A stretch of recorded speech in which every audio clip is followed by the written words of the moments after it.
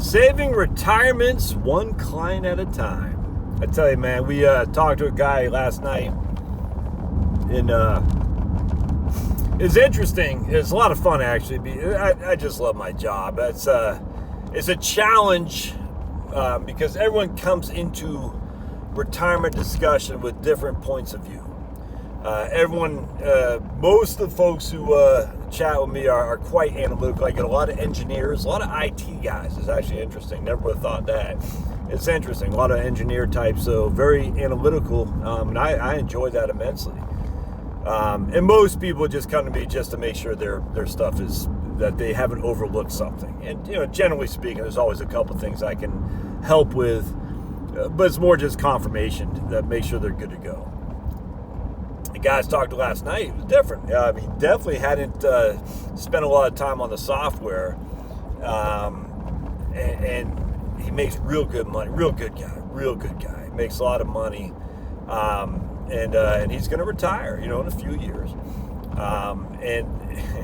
But the problem was that he was going to retire, and the question is, what kind of lifestyle are you going to lead in retirement? Because you don't have the savings and investments to sustain the lifestyle that you have now by any stretch of the imagination. And when I say to sustain the lifestyle, he isn't a hoity-toity guy. He just has kids he put through school, a lot going on there. So it's not like he's freaking lighting cigars with $100 bills. But be it as it may, you do spend to your income in a lot of ways. That's a fact. I mean, that's just human nature. And when he retires, his income's going to drop significantly, and he does not have the investments to sustain even remotely close to his current level of spending. So we're crunching, but the nice thing, he's got a nice pension. He's going to wait till he's 70 to take Social Security. And so he's a lot going on. His wife, a lot going on here from a guaranteed income perspective. But relative to his income he's making now, that wasn't going to be enough, especially relative to his investments. Anyway, long story short, so we're running the numbers. And, I was like, man, I said, this doesn't look good, man. Because there's too much spending going on, if that makes sense. And I say, how are we going to rectify this? And we just had to drill down in it. And he was saying, well, I just threw it out there. I think, yeah, that sounds reasonable. I said, well, if that's a true assessment, you're going to have to get another job. Anyway, it's one of those things that's like, this is going to be tough. It's time to get serious. Remember that old E.F. Hutton? It used to be during the football. They'd have E.F. Hutton. Remember John Householder? When E.F. Hutton talked, people listened.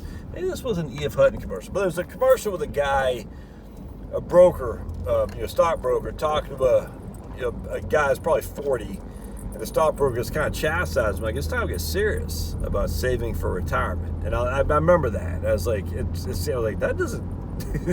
I wonder how that ad went, because I was like, that did not, it made the guy seem like the broker was here to almost be his daddy, say, look, you haven't done anything, it's time to get serious about saving. And the guy's like, I know. And I was like, that didn't leave a good feeling in my mouth. But I mean, I was a kid, I didn't care, I didn't even know what the hell they're talking about. But I just wonder if that ad went over well, because I remember thinking, sounds like that guy is not up to snuff here relative to what his expectations where he should be. Anyway, the point being is you got to start paying attention to stuff, because when it comes to retirement, and this is what I told this guy last night, I said, dude, I didn't say it like that. I say, hey, Jim or Bill or Tom, whatever his name was, I forgot, but I say, hey, Mike, it's time to, if we're talking retirement here, and he wasn't doing it this year, thankfully, but if we're talking, we can't just assume you just throw numbers out there that off the shelf. You got to off the cuff. We got to dive into this. Anyway, so we're crunched the numbers. I said, if this is true, it's a 62% probability of success, and there's a lot that we can can surmise on how to make this work, but or we can say, hey, well, 62%, that's still pretty good. I said, I can't in good faith sit there and say, you got my blessings, kind sir, on retirement if you're only showing a 62%. I can't, because that's, yes, I can challenge the numbers any which way to Sunday, but then what's the point of even doing any retirement plan? At some point, don't you got to say, I got to draw a line in the sand and say, the numbers don't look good. But here's the issue. When you start crunching a little bit deeper in the numbers, and then you say, oh, well, that's not part of my expenditures. Well, why did you have it in there? Because anyway, so a 62% probability of success. We took out $500 a month and went to 84%. And that's how close this is. You see what I'm saying? And how do we take out $500 a month? Well, because he's like saying, well, again, he was just making an assumption. I just, that number I had was a nice round number. I just figured that'd be a good place. All right, well, if that's a nice round number, it's a good place, I can't recommend you retire. We got to dive into this more. So we dived into it a little bit more. He goes, oh, yeah, no, I don't need that. The whole point being that some of the stuff he had was nonsense, if that makes sense, when it came to retirement.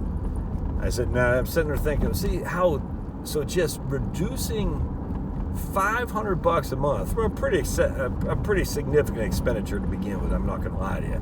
I was telling him this. I said, Tim, and again, I saw his name, but I forgot what his name was. I said, Tim, look, man, we are assuming your expenditures are going to continue each and every year like this, inflated at whatever it is, 2% with 5.5% Medicare, medical.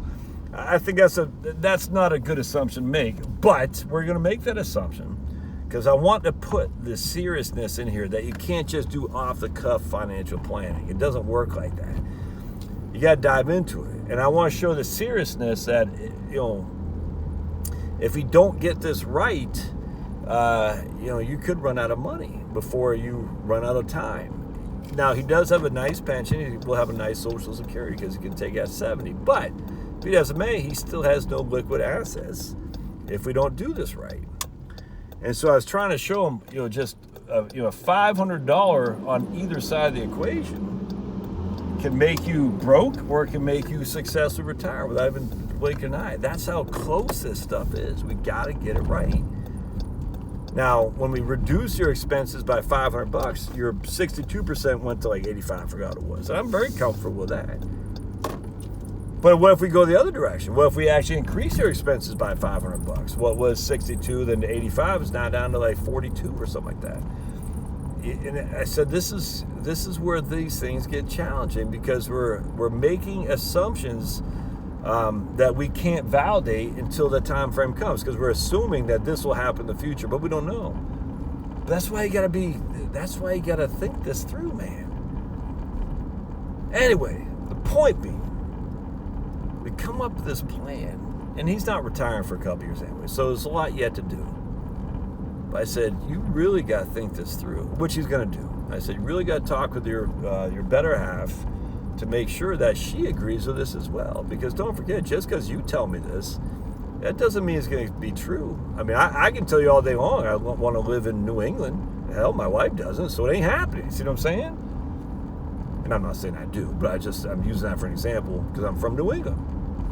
I do miss it there, but the likelihood of convincing the old ball and chain to move there is so small that I can sit there and talk to some guy all day long. Yeah, when I retire, I'm moving back to Maine or something like that. No, that's not happening, man. Not with the old BNC. That's my wife, by the way, ball and chain. Don't tell her I said that. So let's just keep that between us. But the same thing here. So we can say, yeah, we can easily reduce our expenditures by $500 a month. Well, can your BNC agree with that? Because she might say, no, I want to increase it by $500 a month. You see what I'm saying? Anyway, that's what makes this job fun, because we're sitting there. Now, the drawback is some people say, I need a plan. I said, there is no plan, because you haven't done your own homework yet. Well, I mean, the plan is, I can create plans all day long. I can make you look like freaking, Tiny Tim from Charles Dickens, or I can make you look like Jeff Bezos. But you got to do your part here too. And if you're relying on any financial planner to create some plan for you, where you haven't, shown any kind of due diligence on your own numbers, it's not going to work. And Frank, and this is what I told him. I said, man, you got to take more ownership of this if we're going to make it serious. Now, with that said, there is no plan that a financial advisor can give you. I just want to be advised. The plan says, as we sit here today, the snapshot of today, if you do this, would this be acceptable end result based on what we're looking at today? That's the plan. There's no plan to say, I'm not sure what a plan would be, other than to know as a snapshot on where you are today, is it acceptable for you to do the next thing? And the answer is yes, because a plan is fluid. It changes all the time. And you don't have to look at it every day. You got to look at once a year. Say, okay, for this year alone, I'm in a good place. So I'm willing to surmise that given these inputs, I'm in a good place.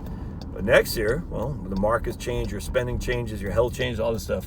What is the likelihood I can continue on that trajectory? If the likelihood is, I got stupid mass, I'm going to the dentist to get some fillings. If the likelihood is better, then you can take more. If the likelihood is worse, then you can take less. But that's why you got to do it every single year, because it is a fluid living document. Unlike the Constitution, unlike the Bible, a financial plan, a retirement plan, is a forever changing enterprise, and you got to look at it like such. But it also requires that you bring some forethought into it as well. So, end result was a good conversation. We got a lot done for this guy. The guy knows he's got some thinking to do, but I love it, man. It's talk about just making your life and your satisfying. I could not be happier. Now, at the end of the day, some people won't be happy because my services include things they don't want to hear, or some people want me to lay it out for them, like do this for the rest of your life. And I can't do that because it's silly. No financial planner should do that, or even make it seem like that could be possible, because it's not. But the vast majority of people who hire me don't need that. They just need a validation, and it's just awesome. All right, we'll see you.